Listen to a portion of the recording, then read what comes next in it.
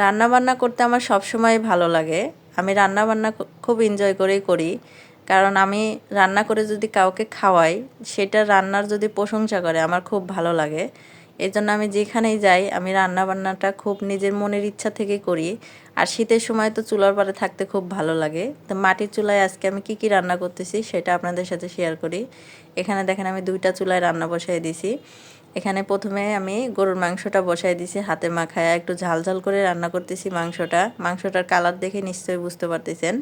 কারণ আমার শ্বশুরবাড়ির মানুষ ঝালটা খুব পছন্দ করে।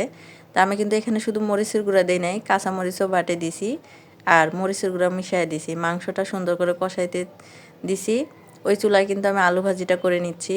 বেশি মানুষের রান্না করতে কিন্তু একটু সময় লাগে।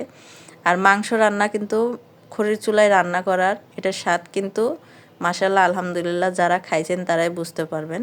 এখানে আমি আলু দিয়ে দিছি, এদিকে আমার আলু ভাজিও কিন্তু হয়ে গেছে। এখন আমি ভাজিটাও নামাই নেব।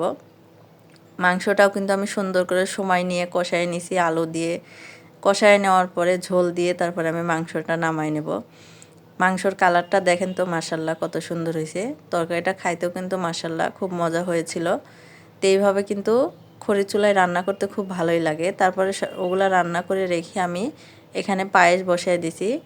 এখানে আমি 4 কেজি দুধ দিয়ে পায়েস রান্না করতেছি। এই জন্য একটু বড় পাতিলে দিয়ে দিছি। আর আমার শ্বশুরবাড়ির মানুষ মিষ্টি জিনিসটাও খুব পছন্দ করে।